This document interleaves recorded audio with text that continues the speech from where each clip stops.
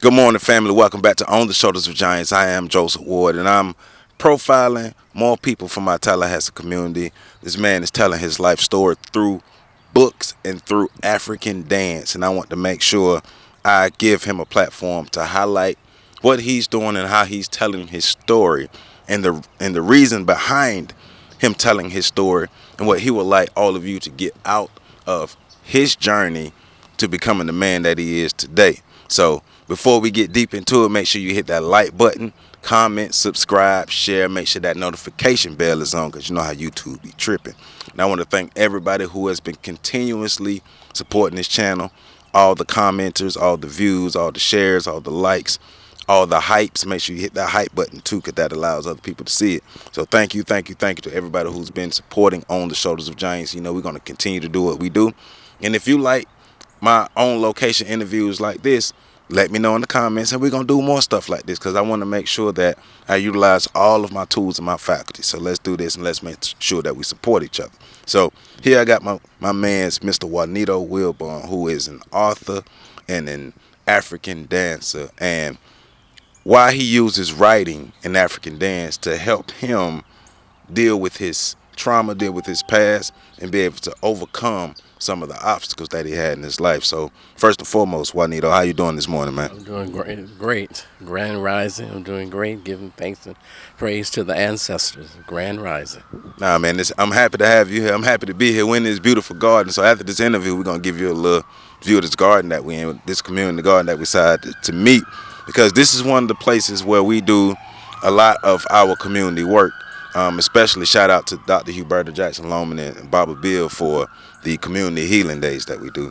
But talking about healing, well, before we get into your healing, give us a little background information about yourself and what led to you writing your books.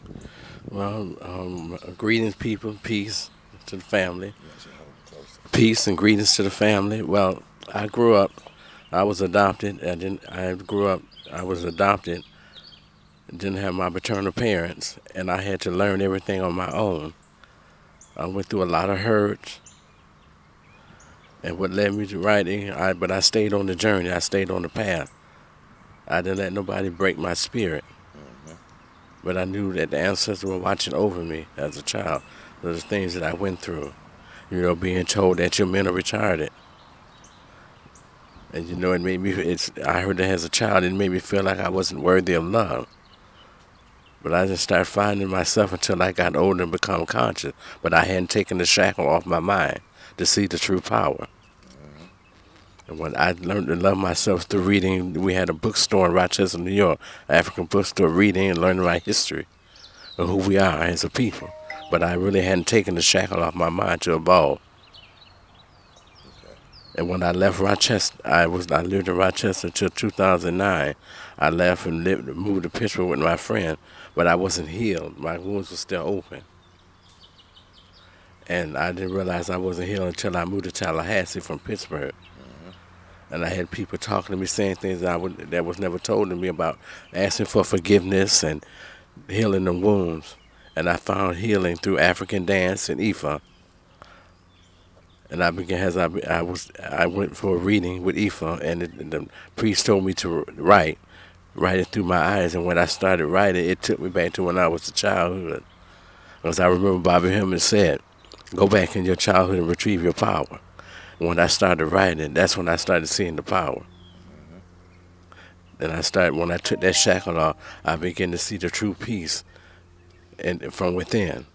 Okay. And we have to understand that joy and peace is within. I understood that Africa is not on the outside; it is within. There you go. All right. So how was it as a child, or what were some of your experiences, or how did you even think about yourself as a child growing up, understanding that you were adopted when you were living in Rochester before you moved to Pittsburgh? What was that experience like as a child, living with a set of foster parents, and understanding that when you came to the full understanding that you were adopted? How did that affect the way you looked at yourself or the way you saw the world? Well, it affected me because as a child, you know something. Any child know when these people are not your parents. A child knows. But I knew it wasn't. It wasn't love. It wasn't that genuine mother and father love where they teach you and nurture you, and the father teach you how to be a man. Gotcha. And it was like I could tell. But what kept me was the music of of the '70s. And when I started writing, it took me right back to the music, and Okay. that's what kept me was the music. Okay. So when you say the music kept you, so what specific songs or what specific types of music? Was it African music, soul music? So it was soul music because our music back then taught you what love is. It wasn't on the outside. I listened to these songs and I still listen to it to this day. And I remember I had this, in elementary school we did the Wiz Hmm. off of Stephanie Mills' Broadway soundtrack, and I was a scarecrow. And I have her soundtrack at home, and I still listen to that song. I was born on the day before yesterday, as I came in the world not knowing, not attached to my mom and dad, and nowhere to go because I went to a lady. Her name was Miss Kelly. You saw that in my first book. I went to Miss Mabel Smith as a baby, and then to Miss Kelly, and then to Miss Thomasine Wilburn. She adopted me at 7 years old, but I still had no direction. And then what I realized when I went to Miss Thomasine Wilburn, I give thanks to her for giving me shelter. These women giving me shelter because they provide. Thomasine Wilburn, she provided, but it wasn't the mother. So who introduced you to the music though? Well, I started hearing it playing when I was in Miss Thomasine Wilburn. That's all I heard was the old school music. I grew up on it. Michael Jackson, The Temptation, Aretha Franklin. Okay. And when I heard the music, I knew it was something because it just touched me down here in the vibration. When I would hear it, every time I would hear it, I had to stand still. And they were saying it would be touching me in the vibration when I hear that soulful music. Okay. And the thing that's done, when they would teach you about what love is. Okay. And I had to learn that love and sex is two different things. There you go. Okay, so having those experiences, you went from Rochester, New York to Pittsburgh. How did you get to Tallahassee? What brought you to Tallahassee? Because Tallahassee, it became a transformational place for you. And is this a place that you can, well, let me ask that question last, 'cause I was going to ask it, is this a place that you can see yourself calling home? But before we get to that, what brought you to Tallahassee? Well, a friend of mine was coming back, moved back to Tallahassee, and I realized when I was in Pittsburgh that I was not healed. I was doing for everybody else, I wasn't doing for myself. But I didn't realize at the time what was wrong. And when she left, she came back here. And that's when my transformation started happening, when I started taking African dance, talking to Bob Olajan, and I went to Dr. Denard for counseling. Okay. And that's when my transformation, I began to heal the wounds. And then when I began to heal the wounds, I began to what I had already had made peace before I had left Rochester with the situation with my mom and dad. I had to make peace. And I feel like a lot of times this is why a lot of people go around broken, because they haven't made peace. You're still wallowing in it instead of letting it go. Yes, we all went through things, but you got to let go. And I don't care if it's the mom or dad, you got to make peace. Right. And I had to make peace with the situation that they didn't want me. And it was a hard thing to do, but that's a hard thing to do when you meet your mom and dad. And I'm thinking it's going to be a mother, and son relationship. And a father and son relationship, not a they don't care about you, they didn't want you. That hurt like hell because I cried many days when I met them.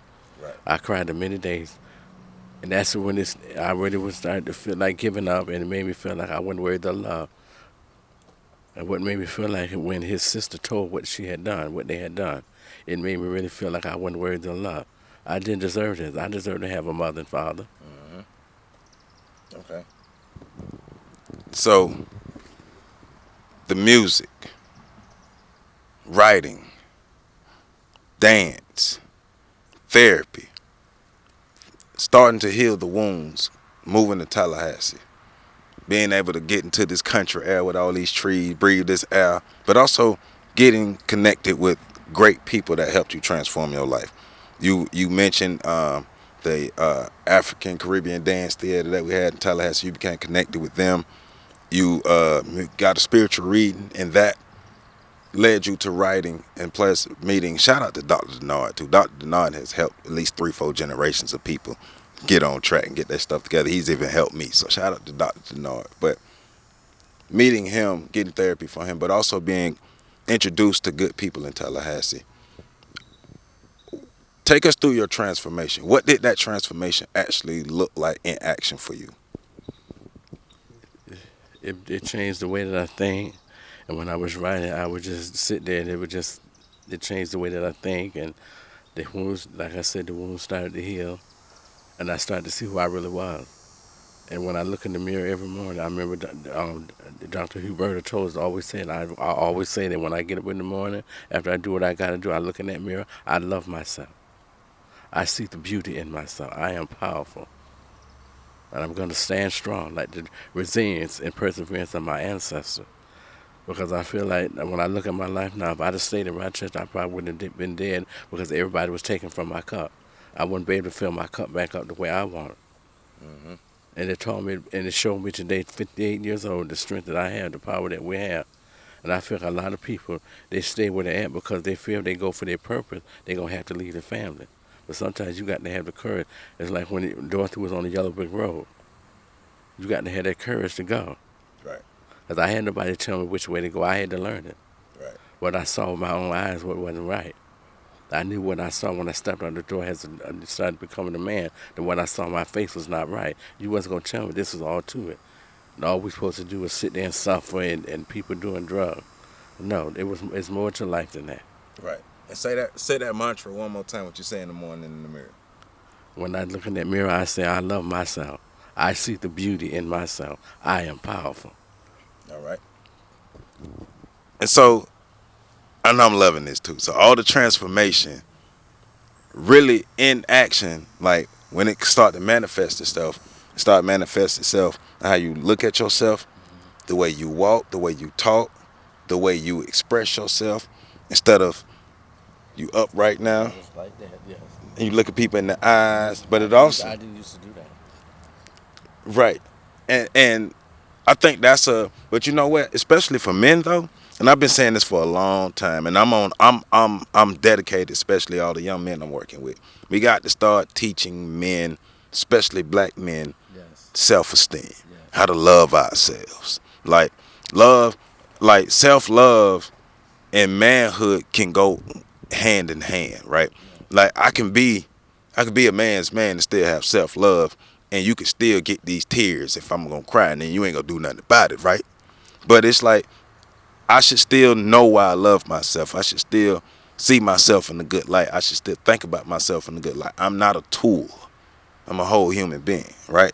And so, and I'm saying that because that led to the writing of your first book, The Son of Yemoja.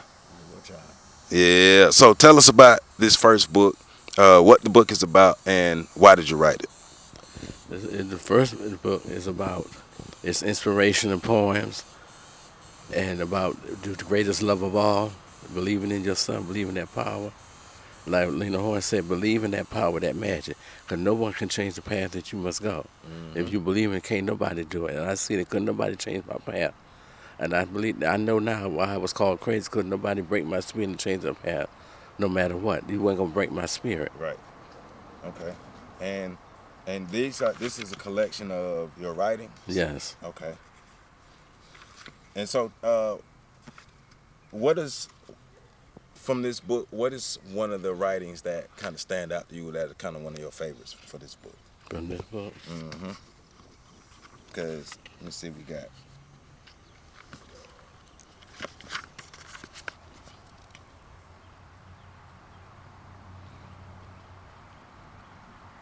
I love all of them, but the greatest love of all. I knew you was gonna say the greatest love of all. Yeah. And so that's page 22. So hold on, let me go to it. So you don't mind if I give him a little bit of it? No. All right. So the greatest love of all. The greatest love of all is to believe in yourself and love who you see in the mirror. When you love yourself, nobody can tell you what path to take in your life. We often go through life searching for love and never look within. But if you look into your heart, you will find everything you're looking for. When you start to believe in yourself, you stand tall like an eagle. You will see yourself through your own eyes and not what the world wants to see through their eyes. When you believe in yourself, you will speak life into yourself, not death. Love of self brings peace, strength, and foundation that cannot be broken. it won't crumble because the foundation was built on love. That's just a little bit of it. The greatest love of all. Okay. So why is this particular one like one of your favorites? Because it was a favorite. It was the first book that I started writing to when I started my healing. Okay. And that was one of the first pieces you wrote? hmm Okay. And what made you write that particular piece? I was sitting down and I was thinking, and then, it started coming to me. It just poured out me what to write. And I said, love, the greatest love of all. Because we have forgotten love. This is why our community is so hurt and we're so broken because we got on that love vibration. Right. The highest vibration of life is love. Because when we had that, they could not come and break our community. They couldn't when we had love. We didn't have material things, but we had love. Mm-hmm. Okay. Okay. And so that leads after the Son of Yemoja, you dropped your second book. Yeah, I got both on too, and the only reason I don't have the new one yet because it's almost ready, but I'm gonna get the new one too. But Fall from Grace, and I love your covers. Your cover artwork is great. So what is Falls? Tell us about Fall from Grace. Fall from Grace, I think that came to me when me and you were talking. Remember when you had the podcast out there, and that came to me, Fall from Grace, because how we fell, how we got off the throne, and when they got to this generation, how they took everything that we were taught was sacred and made it wrong. Right. Okay. What I see today is that our people, we love sin, and we love sin and the devil more than God. Right. So. And we it's like our people, we think unrighteousness is the way. So. And this is a collection of writings to help us Go back to that. wake up. Basically, like, because this one is Wake Up. If you don't mind, I read a little bit of Wake Up. All right, so wake up. Because, once again, he's telling us that we fell from grace. We fell from how we used to operate, how we had real self-love, collective love as a black community. So, wake up, black folks. So, these squirrels up here having a fault. So, beloved brothers and sisters, wake up and heal your minds, bodies, and souls. Beloved brothers and sisters, wake up and remove the veil of ignorance. Beloved brothers and sisters, wake up from the bondage of fear. Beloved brothers and sisters, wake up and set your minds, bodies, and souls free. Beloved brothers and sisters, wake up and build your world of love, peace, and joy. Beloved brothers and sisters, wake up out of the bed of self-hatred. Wake up, beloved brothers and sisters, from this world of deceit and confusion. Wake up, beloved brothers and sisters, and be free and stop thinking backwards. Wake up, brothers and sisters, and transform your minds from the walking dead to the living and triumphant. That's just a little snippet of Fall from Grace. So, how proud are you of yourself of like these two books, and how did these springboard you to your third book? I'm so proud of myself because by writing it brought me peace, to understand peace and happiness comes from within. Can't nobody give you that. And I think that's what a lot of the men, the people today get wrong when they start their journey on life. Can't nobody, they looking for somebody to give you something. Love is not found. You hear people say they looking for love. Love is not found. It's not found like a piece of paper or money you find. Love is within. You got to look at yourself in that mirror. There you go. And like Ron Nefer said, we want somebody, and I see that a lot of us, when we get in this relationship, we want somebody to give you something that you haven't given yourself. How you want me to give you peace and you ain't give yourself peace first? Okay. So now we got the third book, The Tree of Life, and its cover art stay smacking. Cover art stay on point. So, what is the Tree of Life about? Because all right, so Son of Yemoja is your story. Fall from Grace is a message and an uplifting message to all of us to pick ourselves up. But the Tree of Life, how does the Tree of Life fit into this trio, and what is it about? The Tree of Life, I came with the name the Tree of Life because we have turned away from the Tree of Life. Our Uncle is the Tree of Life. And explain the Ankh for people who don't know. The Uncle is the Tree of Life. It's the circle represents the vagina, and the cross represents the man. We give life. We're not death. We give life. So it's a connection of the man Right. and the woman. So hey, men and women, We need each other. We give life. We don't give death. And see, they taught us we turned everything. We believe in death. This I wrote. I came to this. I was going to name it "The Amazing Grace," but I thought about what the slave master wrote that song. Then it came to me, "Tree of Life," because the tree of illumination, the tree of love, the tree of peace. So, so, so one main theme that I'm getting from all of your books and from what you're saying is, no matter what, you have to learn how to turn your gaze within and find yourself. Be brave enough to explore yourself, uplift yourself, raise yourself, and be able to go out into this world, because the world is not going to change, No. but we have to fortify ourselves to go into this world. That's right, because this is not our world. Everybody keeps saying, I hear people talk about this society, this world. This is not our world, beloved brothers and sisters. This is the real world is within you. We keep trying to detach to this world. You're never going to see the real world until you detach from your mind from this world. You are, like I wrote in my book, we are. The black woman is a living water. Okay.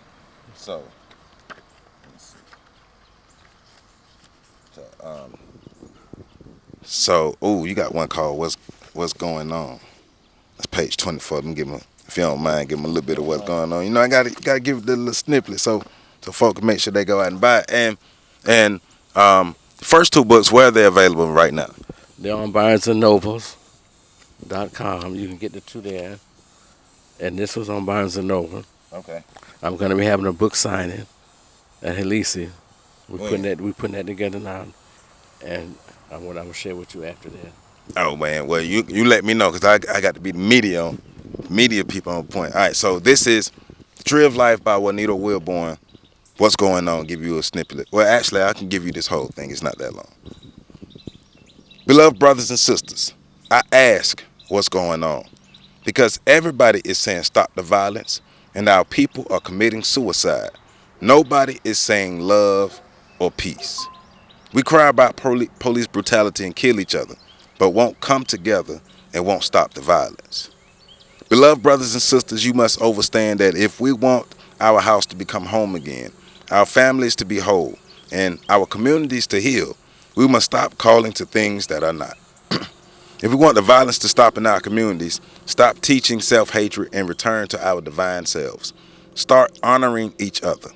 Start living instead of dying from gun violence and drugs. Stop living in an illusion trying to be something that you are not, and that is the reflection of your oppressor.